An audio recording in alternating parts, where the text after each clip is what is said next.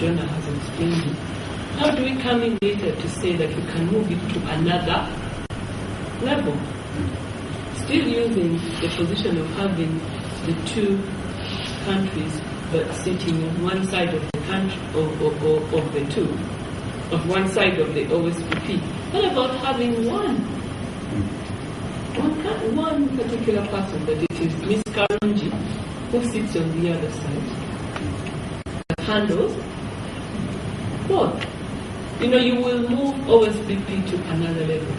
OSPP basically will also provide for us infrastructure to which we can use as AEO very effectively.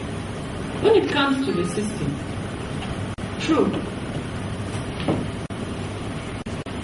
when we look at Simba and Kenya, Simba and Askuda, we may not get everything as we require. But when we look at other countries, we are seeing already Askuda and Askuda, same Askuda. And we have developed things like the radix, okay? That, of course, has got us to a second level, but then third level will also bring in the risk management.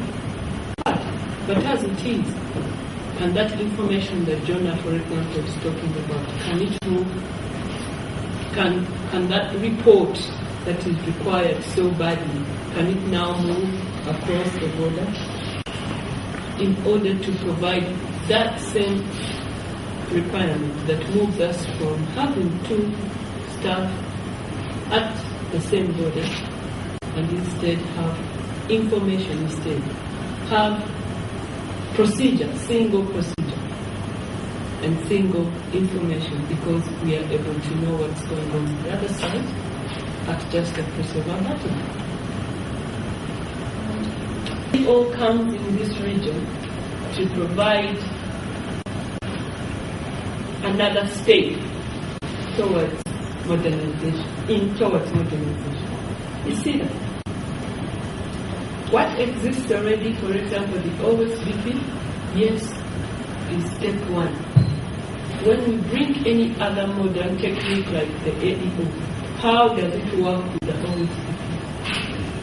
There is something that AEO provides and there is something that the OSBP brings in board. The commission awards. Those are the three areas, and if you remember, even in our assessment, we are looking at people, system, infrastructure. What does system-wise, what is Radix giving us? Do we need something more? People-wise, how do we save costs? Because that is in our long term. We have to say, are we having more custom staff in the back end to provide information to that particular person, the people who are manning on behalf of that? And when we talk about integration, the EAC integration, what do we mean in the new sense? This provides the real benefit, the tangible benefit that the 5 countries actually will gain. The realization of integration. That actually when we say we all belong to EAC, can we... Can I just add that? I mean, I will come to that a little bit later. This is probably the most important thing, the button, because we're talking about also information exchange. Normally you would think that if this truck goes across to Norway, the Norwegians do the Swedish export declaration and the Norwegian import, smells like single window. But it is not a single window, because there is no information exchange between our systems. The Norwegian one is called Twin. Ours called the customs data system. And there is no movement of data between the two systems. That has to be very clear. That the export declaration in one country does not become the import declaration of the other country, because there is no movement, no transfer of information between the systems. So the button in the middle here is really the most important thing, because on the desk in the clearance office of the customs officer, there is one computer. And he has a switch, or she has a switch. So with the twist of the switch, he can enter the Norwegian system. Twist again, he's back in the Swedish system. That is kind of unique, but it also is the thing that makes it not a single window, but a coordinated border management, one-stop border post solution.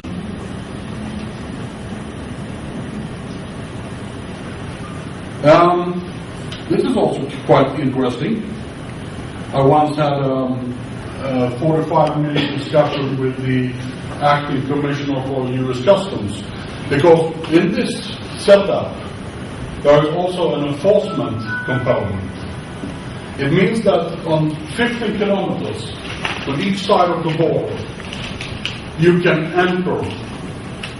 We as Swedish Customs, we can go 15 kilometers into Norwegian territory without notifying them, exercising our legal rights, carrying our guns, bringing our dogs or whatever into Norway.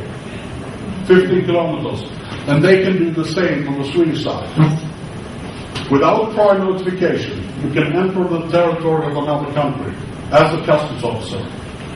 And this, I understand, is probably one of the most unique things in the collaboration between Sweden and Norway. No need to call. If we are in pursuit of a car that goes across the border to Norway, we just continue. We act as even though we are in Norway, we act as were we in Sweden, and the other way around. This might be a little bit, it's outside of the AO pilot, of course, but I really like to mention it because it shows the level of integration between the two countries, that you actually allow somebody. I don't think would Uganda allow Rwanda to enter your country 50 kilometers, bringing dogs, guns, cars, everything. I don't think so. So that's it. We've been working together for a long time, and we did some stuff for the AO. On top of this, we didn't only want them to have the one-stop border post, we wanted to give them something else. So we invented something new. Everybody's thought about the one-stop shop. What we implemented here, together with Norway, is actually the no-stop shop. AO is about risk management. If you have 100 companies at the border, you want to apply risk management, you can find 10. These are the high risk. But you can also find 20 that are really low risk. And you don't want to spend your time with them, so you can give them benefits, like AO, because they're low risk, high compliant. Get out of my way so I can find the stuff I'm looking for, from a customs perspective. And if we look at the different systems here that we have in place, the stairway and the stair-sec, taking care of the fiscal part and the security part, that then merges into the authorized economic operator program of the European Union. So you have to be strong in both of these areas, both the fiscal side, high compliant, and security-wise. You have to have low risks when it comes to security. You make an invitation to Sweden. The goods, of course, is under customs control. And normally, you would probably bring it to a physical location, a customs bonded warehouse, to store it, unload it and store it. But what we did, because of the situation where some of these low-risk, high-compliant operators, they have so good control of their flow. They have systems allowing us to control the goods wherever it is. We can find it, we can track it in their systems. So what we said to them is that, well, high risk, low risk, high compliant, we give you benefit. For the goods wherever you want, you don't have to bring it to a bonded warehouse, you can store it on the trucks or wherever you want. All of Sweden is your warehouse. So it's a virtual warehouse for customs, for goods under customs control. That's for everybody or one? AO, yeah. You can, anywhere. You don't have to go to a terminal or to a warehouse, or you can bring the goods wherever you want, because we know that your systems are so good that if we want to make an inspection, we can always find the goods. That is the clue, that is the level of compliance they need to have. So,